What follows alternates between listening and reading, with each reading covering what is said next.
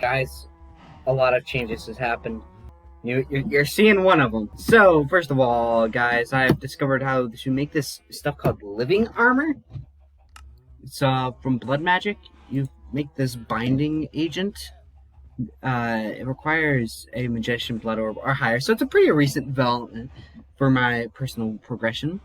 You take all these ingredients in an alchemy table, and you get this binding agent, which you can then use an alchemy array to create several things. I don't know what these two are, but I do know that the armor set just is every corresponding piece of iron armor when you put them on, and they actually are equal in protection to diamond armor. But as you can see, my health bar is increased for no reason apparently, except if you look at this armor set, it has healthy 4 on the label, which is a upgrade point that you can get on these sets of armor. So this armor, when you're wearing a full set, you should probably take up the helmet. Wait. Is it literally just the chest plate that matters? It seems to be that just the chest plate matters. Wow. So apparently if you're wearing a chest plate of living armor, you can receive upgrade points based on actions that you do. Like, for example, I gained experience by killing mobs, and the experience level increased, and I regenerated health, so I increased my healthy level. I jumped, so I have strong legs, and so therefore I can just kind of whoop, jump. Like, what is this, like 5 block style? It's ridiculous. And go wee. It's so ridiculous. Either way, we have tough palms, which is for the sacrificial knife. It increases the efficiency of that, and I also have quick feet, which means that I have a 30% boost to run speed. You can see that in the when on body description. I made a second one to try to find more of them. So here I found the tough one, which appears to be an equivalent to protection, which makes it so that you resist more damage. You take damage in order to upgrade that one. Fierce Strike seems to be in regards to how much you hurt something. Strong legs, tough palms, and quick feet, and health we've already covered. And Dwarven Might is mining, which I have the dig spell, so I do not need that at all. And actually, thinking of spells, I have created a new spell between episodes. It is the Bind Wounds spell.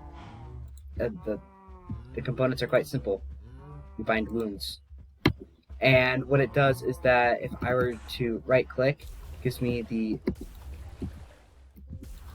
Thank you. It gives me the Bind Wound status effect, which makes it so that it's essentially regeneration, except it goes away if you move. As you can see, it is no longer up there. It's no longer here. It is gone. It's a pretty simple spell to make. You just need some healing pulpus, which is the hardest part to get, I'd say, other than the lesser mythic focus. I can show the recipe for both of those. So the healing pulpus is a combined with some sort of other plant thing, and the other recipes for it are the magical plants as well as Vintium dust and other plant things. So alms are considered to be like magically good at healing. Though if you really want to, if you want to spend your Vintium, you can use alms for some reason. And these lesser mythic focuses are made from a minor focus, some redstone, gold, a Vintium dust, as well as triangulus and religio on a mana weaving altar.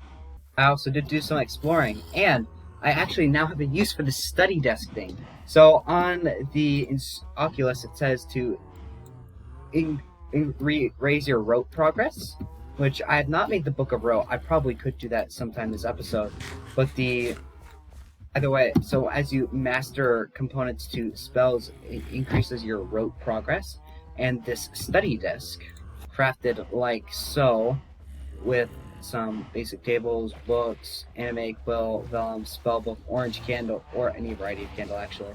The anime quill being crafted with animus dust, transmuted silver, and a feather. Animus dust being crafted with magic plant. Oh, actually, it has to be Wake Bloom, Vintium dust, egg, and Orbeus.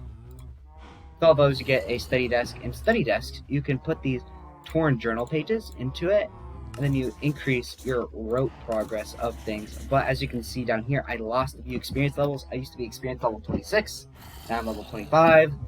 I found a few of those things and wanted to show them because that is a tier requirement for increasing your Oculus progress. However, I wanted to try out a new spell here, guys. So in tier 2, we have access to several new components. We before only had self and touch. Now we have projectile, bound sword, bound shield, bound bow, and bound axe. I wanted to try one of these, namely the bound shield, and I'm going to be trying it out with the entangle component. So entangle says that it will restrain creatures that are affected by it.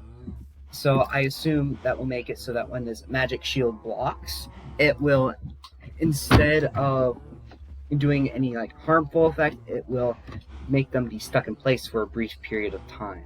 However, I first have to gather up all these materials for this ritual, so I will get that ready. But also in my travels, I found a not pig, but a pink sheep. I managed to capture it, and I did figure out how to unbind a bell of bidding, so I don't really need the second one anymore. But if you shift right click on the ground, your bell of bidding will no longer be bound to something. Sorry if you guys can hear that. Either way, there is a way to bind it so then you don't have to make them follow you. So I could say, tell them to move there, and now I don't have to click for them to follow before they do that, but I can just cancel that by shift right clicking on the ground. Moving on, the rune pattern of defense. I did make this actually, and the first time I tried to record this episode, I was going to try to create this bound shield with the poison component here, but then it occurred to me that poison would heal undead creatures that attack me. So this is literally like the worst component that I could use. And then I started thinking like, oh, maybe if I could just slow them down, and then I was like, oh wait, entangle seems to be pretty much the same thing, except it doesn't require cobwebs. So this is what the defense rune pattern looks like for those of you who want to make it. You can find it in the book. It is parallel, and it's kind of a wonky one where you just go along. I can't exactly describe this. You just click the thing, and it happens. That's the best I can describe it as. It turns out I need a little bit of extra stand, and that actually does remind me. I did figure out what type of construct you can use to do the grinding component. You need to have a construct with the hammer arms, and then they will be able to successfully grind stuff down on the grindstone. Actually, I'm wanting to get a bit more of this gravel stuff. So, sorry, sand. I am needing sand. So therefore, I'm going to use the grindstone to get some sand. This is actually like a super convenient process. I'm gonna just boom and a boom, leading to a boom. Actually, I did just discover this recently. Wool can be turned into string using the alchemy table and wool. So a boom. You know, I've gotten tired of saying boom. So yeah, sorry about that. If you guys really like me saying boom to everything. Unfortunately, though, I can't really can I do the explosion things? And that's it, actually. Pretty simple recipe. I forgot to grab termites, actually. Okay, that's resolved. Now I can grab this spell. Ritual drawn out. Shield crafted because I totally didn't forget that. Ritual in progress. Do not disturb. And now you have a spell. The spell gives us a bound shield, so I guess I should show that's a shield of some sort. I feel like it's more of a nature shield, so I guess I'll use this symbol here. Okay, this is what I'm going to be calling it for now, because I can't think of a better name for it. So you guys may be wondering, what are these bound components? Well, you guys have been watching this video for a few minutes, so now you can figure out. I'm going to right-click on the spell, and boom! We now have this cool-looking shield. And if I hold up right-click, it blocks. It works just like a normal shield, except it's like made out of magic. And if I throw it on the ground by pressing the Q key, it turns back into the spell. Now, the difference between the shield is that it actually is draining a little bit of my mana to maintain itself. You guys can't really tell this, but my mana is draining ever so slightly but it's also being recovered ever so slightly. And when something tries to attack me, I can block with this shield. Huh. This shield's weird. Its idle animation is like no difference in the blocking animation. Huh. By the way, this shield will work exactly like a normal one, except it will drain a little bit of our mana, and it will magically apply whatever effect it has, in this case, entangle on the opponent. And the reason why I am not putting it in here is because then if I want to get the spellbook back, I have to throw this on the ground. And that's a little bit of extra time that could potentially be a little bit catastrophic. This spell remaining a shield forever, or at least until I die. You know, unfortunately, Phil, you aren't very useful. Until now. Was that a very sudden change in topic? Yes, it was. Am I going to keep it? Absolutely. What do you guys expect me to do? Keep on talking about the fact that my offhand now has a shield? It's like, how long do you... I mean, I know that I'm a YouTuber, but, like, seriously? You guys expect me to be able to fill up time talking about the fact that I have a shield of all things in my offhand? Yeah, no, what I'm going to be doing is I'm going to be replacing one of Phil's arm with a fishing arm. But Jeb, you said that you may not be able to replace his arms. Well, I think that I may have found a way to fix that. You see, the process here is quite complicated. Okay, I'm going to pull out my bell. Going to switch it to follow. And once he finally shows up here, please, I'm going to click interact. And now, Phil is back into here, and I can replace his right arm with a fishing rod. Look at there. I'm going to give Phil fishing and swimming capabilities by giving him a bunch of air and then re-summoning him back into the world as a fully complete golem. Phil is now a new construct. Except he's entirely the same, just with a fishing rod for an arm. I'm now going to bind Phil to me, so then they will follow me, making this quite a bit easier. I just did a little bit of thinking, and I probably should make a second magic broom in order to pick up the fish that are caught by Phil. Because I suspect Phil will be like a super successful fisherman, okay? Phil is going to be so successful. I wish them all the best things in life. They are going to catch like unlimited fish. Magic broom acquired. Phil's taking a while, but in that time I'm going to set up his delegation station. And then tell Phil to actually stay here. You know, I was about to start working on Phil's stuff, but it turns out I accidentally have lost my runes of marking, so I figured I could show the recipe for that. So the pattern is something like this.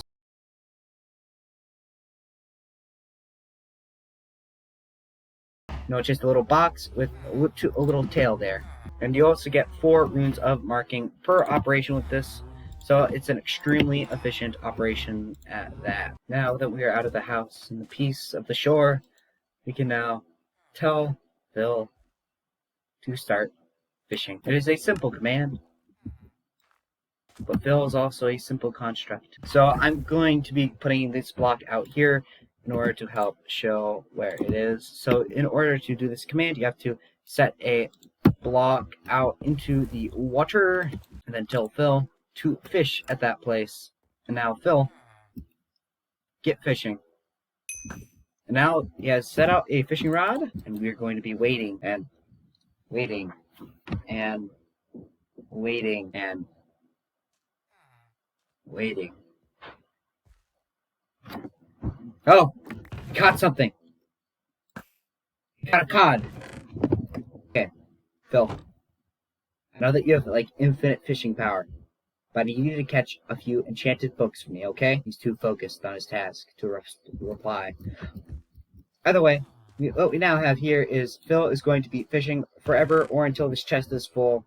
Actually, no, just forever. If this chest fills up, I will be losing fish, but that doesn't really matter. Phil is now Phil, the fisherman, and he has a purpose, and that purpose is to fish. You know, what I want is to be able to test this shield. So guys, I'm going to run the set time command. Wait, time set command. I'm going to set it to night because I want to test out this shield, And I'm not patient, as demonstrated with the clip with Phil. In the dark of night, we shall practice our shield blocking skills, or die trying. More than likely the latter. I really want to be able to open this thing, but I can't. We have our first contestant. Haha! You have been entangled. You can't follow me. Oh! Okay. That's good. Oh! Oh! You guys see that? Ah! It's lagging for me. Okay. How can I reduce my lag? According to my task manager, the only way I can speed up my computer is by turning off my recorder or Minecraft. And you guys know, I can't do that. So I guess I'm going to have to deal with a little bit of lag. So as you guys can see, these guys are being lagged to pieces. They are experiencing client-side lag. So they're being stuck in place as they hit my shield with infinite durability. But you can see, as I'm blocking with my shield, it's draining a lot of mana. But as you can see, the skeleton is not being affected by this. It's not being rooted in place. And so I'm right here. Then the skeleton is stuck in place.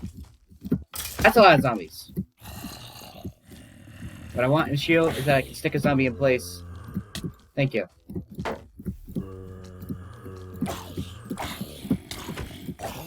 And protect me from creepers. That is all I want in a shield, and this provides that. I probably could work on other forms of bound weapons, but I believe that this is all the time that I have for today. Thank you guys for watching, and if you guys appreciate any of my Mana and Artifice content, feel free to tell me in the comment section or through a like. I try to post content pretty frequently on a weekly basis, and I'm going to try to record a bit more of my experimentation between episodes the next time. However, that is all the time that I have for today. So, I hope you guys have a very good day, and I will see you guys next week.